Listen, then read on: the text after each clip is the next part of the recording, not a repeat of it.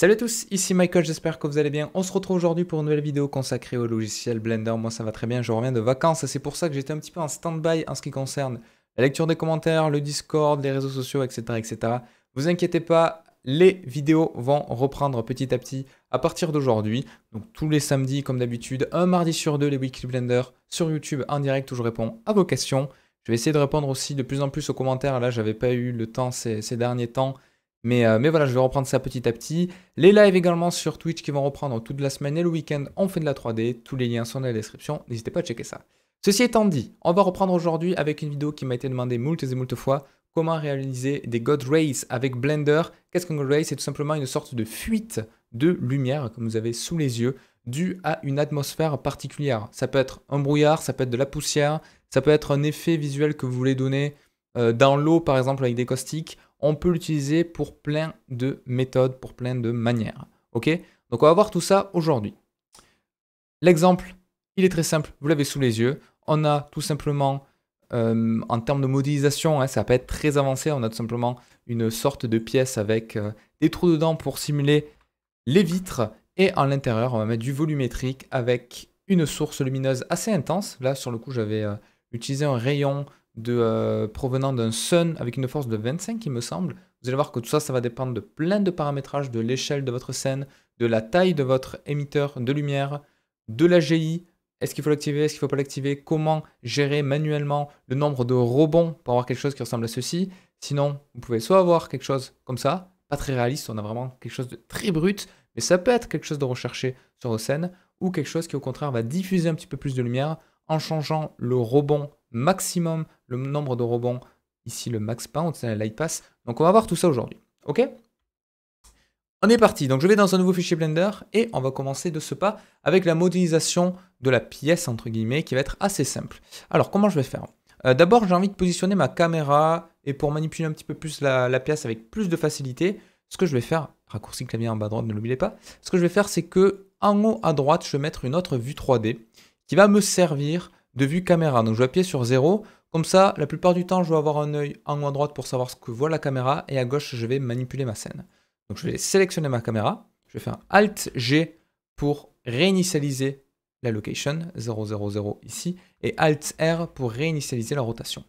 Je vais la décaler un petit peu comme ceci, je vais faire une rotation en X de 90 degrés, et maintenant on est pas mal, j'ai plus qu'à agrandir ma pièce. Donc je vais faire un rescale à peu près comme ceci, puis un autre rescale avec S pour avoir quelque chose qui ressemble à ça, et je vais le décaler pour avoir ma caméra à l'intérieur de ma pièce, à peu près jusqu'ici.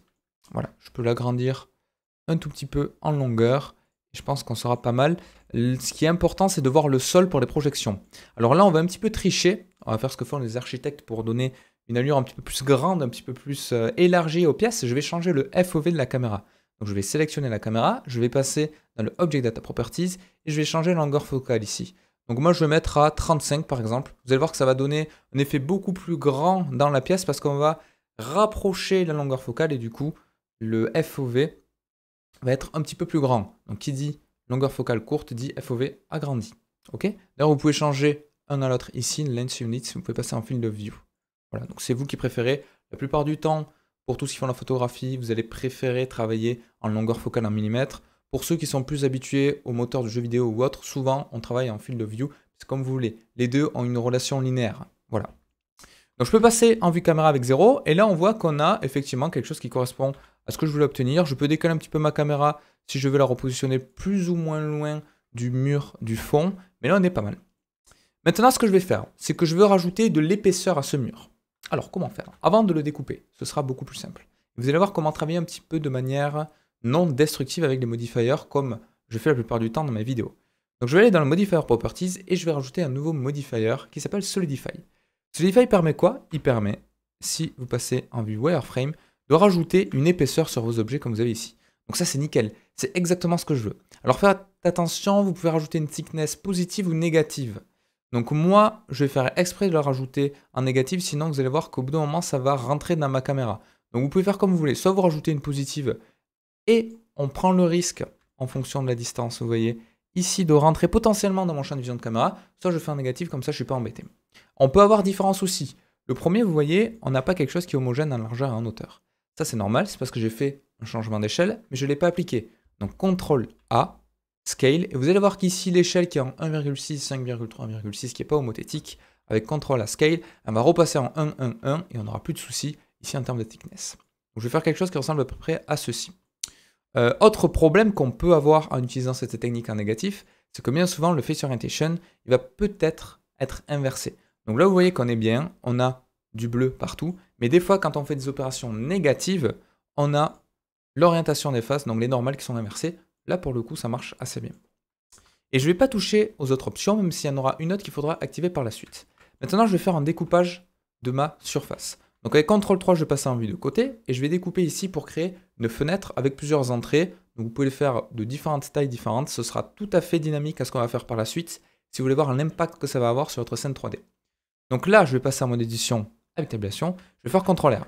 Je suis un petit peu embêté parce que là, on voit que ma découpe ne prend pas en compte mon modifier. En fait, il prend en compte mon modifier, mais il va s'appliquer, entre guillemets, après coup, post-édition de mon maillage. Donc si je veux voir en temps réel l'édition avec mon modifier Solidify, j'ai juste à cliquer ici sur cette petite icône On Cage, et là ça va ajuster en temps réel, vous voyez, pour avoir le découpage comme je le souhaite. Donc je vais faire une découpe qui ressemble à peu près à ceci, je vais le décaler, donc là il y a un petit souci, hein, mais vous allez voir qu'on va le corriger assez rapidement. Je vais décaler comme ceci, et là je vais faire une première fenêtre qui va avoir à peu près voilà, cette taille, par exemple. Hop là, et on va réduire un petit peu ceci. Là, j'ai un gros souci. J'ai un gros souci, c'est que à chaque fois que je vais faire des découpes, le Solidify, il va un petit peu faire n'importe quoi. Vous voyez la forme que ça me fait? Parce qu'en fait, il ne fait pas un Solidify de manière homogène partout. On n'a pas la même épaisseur. Ça, on peut le forcer avec Blender en cliquant ici sur Even Thickness. Et ça va maintenir la thickness en gardant des angles sharp, comme le dit la description. Donc si je clique dessus, tac, vous allez voir que de suite, on n'a plus de problème. Donc là, ça nous a vraiment corrigé ce qu'on avait. Et si je passe en wireframe, j'ai toujours mon épaisseur. L'avantage de travailler comme ça, c'est quoi? C'est que si je sélectionne cette face et que je la supprime, je vais directement avoir cette épaisseur-là qui est créée. Je ne vais pas avoir de face éditable à proprement parler parce qu'elle est générée par mon épaisseur qui est ici, mais qui est ajustable. Donc ça, c'est quand même quelque chose qui est relativement pratique. Une fois que j'ai ça, je peux rajouter, par exemple, d'autres ouvertures sur le côté juste ici. Je vais faire quelque chose qui ressemble à ça. Tac, je vais faire deux petites découpes, vous allez comprendre pourquoi. Une découpe ici, une découpe ici. Là, je vais faire par exemple des trous 1 sur 2. Puis là, je vais trouver tout ceci. Bon, peut-être pas obligé de faire cette partie-là. Bon, d'abord, je vais vous montrer uniquement avec des trous vers le bas, mais j'ai pré-mâché un petit peu le travail en rajoutant une subdivision. Si je veux rajouter des fenêtres au-dessus, c'est possible. Là, je vais faire X, Faces. Et là, pareil, on a la même épaisseur, donc tout ça est ajustable en temps réel. Ok, donc ça, c'est très pratique si vous faites des choses un petit peu qui touche à l'architecture, que ce soit de manière plus dynamique. Donc maintenant, qu'est-ce qui se passe? Si je passe en vue rendue en haut à droite, si je suis en Eevee, je vais passer en Cycles directement, ça me permettra d'avoir un résultat beaucoup plus propre. Donc je vais passer en Cycles, et là j'ai ceci. Alors première chose à faire, si vous avez une bonne carte graphique, passez en GPU, et vous pouvez passer également en Denoise. Et j'appuie sur pause. Et là voilà ce que j'ai. Hop là. J'ai une source de lumière qui est à l'extérieur, je vais la supprimer. Et là, si j'appuie sur 0, je devrais avoir quelque chose de sombre à 100%. Ce n'est pas le cas, parce que j'ai mon world ici qui va rajouter un éclairage ambiant. Donc je vais le mettre à 0. On l'augmentera un tout petit peu après si vous voulez voir comment ça réagit. Mais à 0, ça va très bien. Et maintenant, je vais utiliser ma vue 3D d'en haut à droite pour ajouter un sun. Donc Shift A, Light, Sun. Je vais les décaler un tout petit peu, le monter comme ceci, passer en vue de face et faire une rotation jusqu'à arriver à peu près là où je le souhaite. Donc là, ça va vraiment dépendre. Hein. Au passage, la hauteur du sun ne sert à rien, c'est vraiment la rotation qui va influencer ceci. Donc imaginons que je veuille quelque chose qui ressemble à ça. Je peux avoir ça, je peux même faire une petite rotation sur le côté si je veux avoir un effet un petit peu plus réaliste. Par exemple comme ceci. Voilà.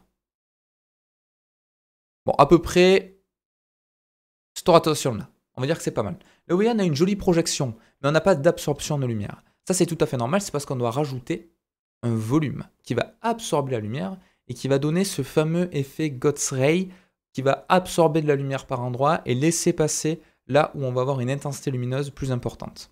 Donc comment je fais tout ça? En haut à droite, je vais passer en Shader Editor, je vais en avoir d'utilité. Également, juste en dessous, je vais dupliquer ce panneau et je vais passer en Outliner, également, ça va être très utile. Le cube, par défaut, je vais l'appeler pièce. et je vais en rajouter une nouvelle, du moins un nouvel objet avec Shift A, cube. Je vais changer un petit peu sa taille comme ceci pour dépasser un tout petit peu et je vais englober, voilà pour faire simple, ma surface. Et maintenant, quand je passe en mode rendu, voilà ce qui se passe, j'ai plus rien du tout. Pourquoi? Parce que cet objet il va couper la lumière. Donc ça c'est normal. Je vais l'appeler volumétrique. C'est normal pourquoi, même si je rajoute un nouveau matériau, parce que par défaut, notre principal BSDF est connecté à la surface. Donc si je connecte à la surface, ça va couper les rayons lumineux. Maintenant, qu'est-ce qui se passe si, dans mon système de matériaux, j'indique à Blender que je ne veux pas une surface qui est opaque, qui va bloquer la lumière, mais je veux un principal volume. Alors il y en a de différents types de volumes. Il y a des versions un petit peu plus simplifiées avec du volume scattering, du volume absorption. Le principal volume, vous avez plus d'options, donc c'est celui que je privilégie à chaque fois. Ça vous permet de toucher un petit peu à tout si vous voulez fouiller. Donc je vais relier mon volume à mon volume. Et là déjà, vous voyez qu'il se passe quelque chose d'intéressant. C'est que, alors effectivement, on avait l'impression que ça ne coupait pas la lumière. Mais si je baisse la densité ici, si je la mets à 0, vous voyez, on n'a plus de lumière qui est coupée. Si j'augmente un petit peu, si je mets à 0,1, là, on a quelque chose qui commence à nous intéresser. Pourquoi? Parce que je vois des rayons lumineux qui passent à travers ma fenêtre. Mais on a quand même une absorption de la lumière. Et du coup, à cause de cette absorption, à cause de cette densité de poussière, de brouillard, vous l'appelez comme vous voulez, vous avez vraiment quelque chose qui va délimiter les rayons lumineux qui passent à travers la fenêtre, et c'est ça que je veux obtenir comme résultat. Alors la densité, ça va être tout simplement le taux d'absorption. Plus mon principal volume va être dense, et plus il va absorber la lumière, à tel point qu'au bout d'un moment, on verra plus de rayons lumineux. Alors je peux jouer un petit peu sur cette valeur-là, et sur l'intensité du sun. C'est-à-dire que si je dis à Blender, ok, là j'ai une sorte de brouillard qui absorbe beaucoup la lumière, mais si cette lumière est plus intense, forcément il faudra plus de densité pour l'absorber. Donc là, si je mets une intensité à 25, vous allez voir que de suite, on a un rayon lumineux qui est beaucoup plus palpable visuellement. Malgré tout, on a une absorption globale dans ma pièce. Donc là, on obtient le résultat que je voulais vous montrer. Alors il y a plein de petits paramétrages que je peux modifier, notamment la couleur. Alors j'ai soit la couleur de l'éclairage, qui est vraiment la couleur de la source lumineuse, ou la couleur de mon volume directement, qui va colorer un petit peu le brouillard. Donc je peux faire vers du jaune si je veux donner un effet un petit peu poussière, ou vers du bleu si je veux un effet un petit peu plus naturel de lumière qui passe à travers une vitre ou autre et que vous voulez donner un effet. Alors c'est pas très réaliste une lumière bleue comme ça, mais pourquoi pas, ça peut être assez intéressant. On peut toucher à la densité, l'anisotropie pour avoir la manière dont les rayons vont être réfléchis au sein du principal volume, et très important, le Global Illumination. Donc il y a beaucoup de questions concernant ceci, je vais vous montrer à quoi ça correspond. Donc déjà, si j'enlève mon volumétrique, j'ai ceci par défaut. Vous voyez que là, j'ai déjà une sorte de GI qui est effectuée. La GI, on peut la gérer dans le Light Pass. La Global Illumination, c'est quoi? C'est tout simplement le nombre de rebonds en fonction des surfaces qui vient éclairer notre scène 3D. C'est-à-dire que par défaut, si je mets un max bounds à 0, j'ai ça. Là, c'est logique. Pourquoi? Parce que j'ai une pièce, j'ai une seule source lumineuse. Donc là, Blender, il va calculer 0 rebond. C'est-à-dire que ma lumière va arriver, elle va éclairer ici, voilà, elle va éclairer ici, voilà, mais elle ne rebondit pas. Si je mets à 1, là vous voyez qu'on a un petit peu plus de rebond. Et on a plein de presets qui sont effectués que je peux trouver ici, avec le Flow Global Illumination qui va tout mettre à 32. Donc là c'est déjà un taux assez intéressant parce qu'on va avoir 32 rebonds entre les surfaces. Les surfaces on peut les gérer de manière indépendante. Je peux très bien mettre que la diffuse, elle a 0 rebond. Et du coup là c'est uniquement la glossiness et la transmission qui va me permettre d'avoir ceci. Donc en gérant les matériaux de glossiness, etc., je vais pouvoir différencier les méthodes dont les rayons lumineux doivent rebondir. Bon, ça, c'est des notions un petit peu plus avancées, mais voilà, sachez qu'ici, on peut gérer le nombre de rebonds et ça peut nous permettre d'optimiser nos rendus. Nous, ce qui va nous intéresser, c'est celui du volume. Par défaut, je vais le mettre à 0. Vous allez comprendre pourquoi. Je remets mon volumétrique. Là, on voit qu'avec un taux de rebond à 0 dans mes volumes, on a quelque chose de très sharp. Mais on n'a pas de diffusion de la lumière à l'intérieur du volume, ce qui n'est pas très réaliste. Là, ça rebondit parce qu'on a une diffuse qui fait rebondir, sur les murs de derrière par exemple, mais on n'a pas vraiment de rebond au sein du volumétrique. Alors comment changer ça? Avec cette valeur de volume tout simplement ici. Si je le mets à 32, pourquoi je ne fais pas ça? Parce que ça va nous éclairer toute notre scène de manière beaucoup trop importante. Vous voyez? On a quelque chose, je trouve, qui est un petit peu trop éclairé. Donc ça peut être un effet recherché, hein, si vous le souhaitez, mais je trouve que en fonction des scènes, une fois de plus, ça peut être plus ou moins intéressant. Là, je trouve que ça éclaire trop d'une manière diffuse. Mais c'est réaliste, parce que là, ça veut dire que, j'appelle ça le brouillard, mais c'est vraiment du volume ou de la poussière, elle va absorber un petit peu toute la lumière en créant des rebonds à l'intérieur, et c'est un résultat qui va être plus réaliste, mais un petit peu moins précis que si je mets quelque chose de très faible. Vous voyez, si je mets, alors pas la transparente, pardon, transparente c'est autre chose, c'est quand on fait de l'alpha. Si je mets un volume à 2, vous voyez que je vais avoir quelque chose d'un petit peu plus sharp ici. Donc c'est vraiment à vous de définir ça comme vous le souhaitez. Ok? Hop là. Alors en changeant tous ces paramétrages-là, en termes de volume, en termes de densité, on va pouvoir gérer la Global Illumination. Donc si je remets mon volume à 0, vous voyez que j'ai ceci. Si je mets à 1, on commence à avoir un éclairage ambiant qui est un petit peu partout tout en gardant des zones sombres. Alors il ne faut pas confondre, tout à l'heure j'ai confondu transparent, transmission, volume, ça n'a rien à voir. La transmission c'est vraiment quand on a quelque chose comme une vitre, c'est ce que j'ai fait vite sans regarder l'écran. Donc là on va utiliser la transmission, transparente c'est quand on a de l'alpha, et volume c'est vraiment les volumétriques comme on l'utilise ici, quand c'est relié, hop là, sur les volumétriques juste ici. Donc voilà, vous voyez la différence entre un 1 et un 2 par exemple, où de suite là on commence à avoir des zones diffuses beaucoup plus éclairées. Donc moi je vais laisser, alors que 32 vous voyez, là de suite on a quelque chose de beaucoup plus ambiant. Vous pouvez gérer également la densité en plus de ça pour obtenir le résultat comme vous le souhaitez. Par exemple 0,35, ça va un petit peu plus absorber, vous voyez que ça va diffuser la lumière d'une manière encore différente. Donc c'est vraiment à vous de gérer comme vous le souhaitez. Pour revenir sur l'exemple qu'on avait au début, je crois que j'avais mis 2 ou 3, voire 1. Vous voyez que là, j'ai vraiment quelque chose de très sombre avec uniquement les rayons lumineux qui vont passer ici. Si vous voulez accentuer encore cet effet-là de contraste entre les zones sombres et claires, ce que vous pouvez faire également, c'est aller en bas de le Color Management et dans le look, passer en High Contrast par exemple. Là, ça va vous contraster encore un petit peu plus votre scène. Auquel cas, là, vous pouvez vous permettre de réaugmenter un tout petit peu le nombre de rebonds dans les volumes. Oui, pour avoir quelque chose d'un petit peu plus réaliste malgré tout. Alors ne pas aller dans des valeurs trop importantes, sauf si vous voulez vraiment avoir un volume global dans votre scène, auquel cas là le 32 correspondra parfaitement à ce que vous voulez. Vous voyez que là même avec 32, vu que je me suis mis en high contrast, on voit pas forcément qu'on a partout des rebonds lumineux. Si je passe par contre en médium, là vous voyez que de suite on a un éclairage ambiant. Donc ça dépend vraiment de ce que vous voulez obtenir en termes de résultats. Moi, la plupart du temps, je fais des réglages un petit peu différents en fonction des scènes. Si je veux quelque chose de réaliste, si je veux quelque chose de très peu réaliste, voilà, je peux des fois utiliser quelque chose qui ressemble à ça, ce qui n'est pas du tout réaliste en termes de comportement de lumière lorsqu'on a une absorption de volumétrix, mais ça peut permettre d'obtenir des résultats voilà, déjà plus rapides et plus ou moins cartoon en fonction de vos scènes. Donc voilà, si vous voulez aller encore un petit peu plus loin, ce que vous pouvez faire, c'est utiliser une texture. De fameuses textures de type Musgrave que l'on va utiliser pour la densité, ici pour faire varier. Parce que là, vous voyez que par défaut, elle est totalement linéaire. Donc j'ai des rayons avec une absorption qui est basique. Je pourrais très bien avoir quelque chose qui ressemble, hop là, à ceci. Alors ça, je vais appliquer l'échelle. Je vais passer en Texture Coordinate Object. Et ça pourrait m'amener des variations sur ma lumière. Alors comment ça marche? Je vais relier ma hauteur à ma densité. Donc ça, je l'avais déjà montré dans des vidéos. Et là, vous voyez que ça va me faire varier, en fait, la densité de ma lumière. Donc ça peut être très intéressant. Alors si je masque, du coup c'est très important de nommer correctement les objets. Si je masque, voilà ce qu'on peut obtenir, quelque chose qui ressemble à ceci. Et du coup, ma lumière va varier de manière un petit peu différente. Donc je peux changer l'échelle, les détails, la dimension. Très important, rajouter une node math.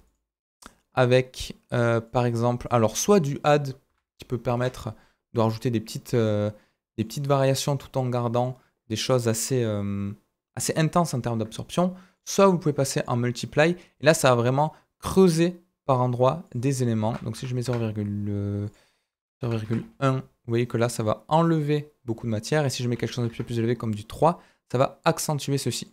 Donc à vous de voir en fonction de ce que vous voulez obtenir comme effet, mais là, je pourrais avoir quelque chose du coup qui ressemble, vous voyez, à ceci. Donc un effet totalement différent. Là, on va vraiment avoir des absorptions de lumière, donc avec une variation d'une texture de la densité. Donc ça peut être intéressant. Pareil, si je baisse ici le nombre de samples, vous voyez que de suite, ça vient brider les rebonds. C'est pas vraiment des samples, ça c'est des bounces. Ça vient brider tout ceci, et ça me permet de voir de manière plus concrète ce qui se passe. Là, je pourrais augmenter les détails, je pourrais baisser la densité à 0,2 par exemple, et vous voyez qu'on aurait quelque chose de beaucoup plus fin, avec une échelle par exemple à 5. Là, je pourrais avoir quelque chose de beaucoup plus détaillé.